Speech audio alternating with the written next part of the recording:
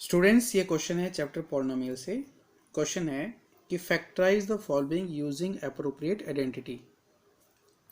तो हमें यहाँ पे आइडेंटिटीज लगानी है, कौन सी लगेंगी। तो मैं आपको थोड़ा सा आइडेंटिटीज के बारे में पहले बता दूं।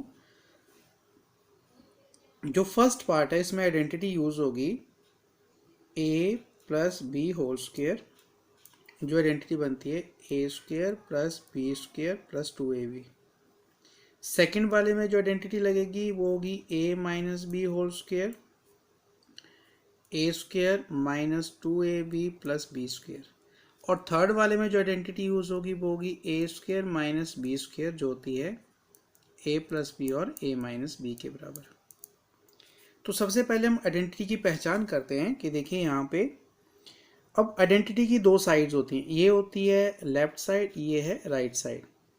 तो पहले चेक करते हैं यहाँ पे कौन सी साइड आइडेंटिटी की बन रही है। ये है लेफ्ट साइड के इक्वल है, 3 टर्म्स आ रही हैं और इसमें जो पहली टर्म है ये परफेक्ट स्क्वायर है। ए स्क्वायर परफेक्ट स्क्वायर होती है, बी स्क्वायर भी परफेक्ट स्क्वायर है। तो यहाँ पे अगर आप देखें तो 9x स्क्वायर ये परफेक्ट स्क्वायर है, क्योंकि ये बन जाएगा 3x का होल स्क्वायर।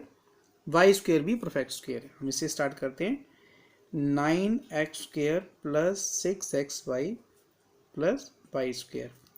तो अगर हम आइडेंटिटी की पहचान करें तो ये बन जाए, इसको हम लिख सकते हैं 3x स्क्वायर जैसे मैंने आपको बताया, और y को लिख सकते हैं वाई स्क्वायर को, ये वाई स्क्वायर। तो ये देखिए ये हो गया 3x का होल स्क्वायर हो गया y का स्क्वायर। तो ये हमारे पास a स्क्वायर और b स्क्वायर मिल गया।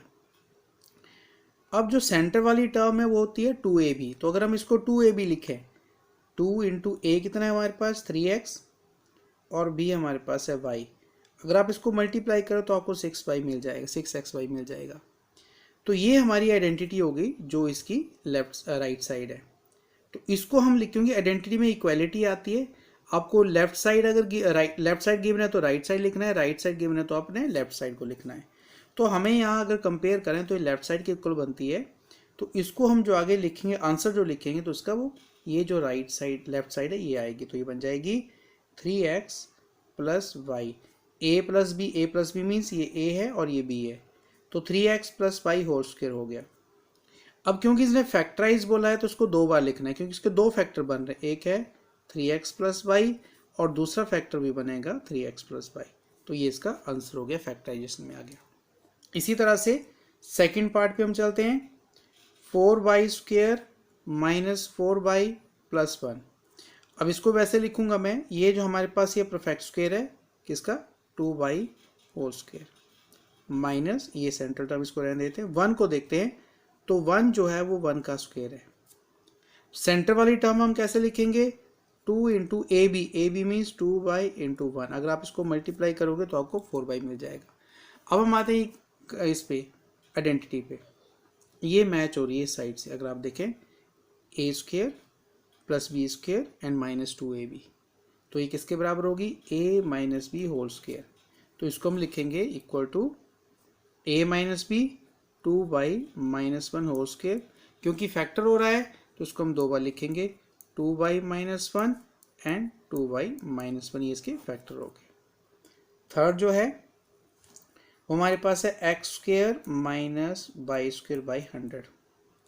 तो अगर आप इसको आप देखना चाहें तो ये आपके पास बनेगा, ये परफेक्ट स्क्वायर है जो x का स्क्वायर हो जाएगा, और y ओवर 100 भी परफेक्ट स्क्वायर है, ये हो जाएगा y, क्योंकि वाई स्क्वायर वाई का परफेक्ट स्क्वायर होगा और 100 जो है वो 10 का स्क्वायर होगा। तो ये भी परफेक्ट स्क्वायर बन गया।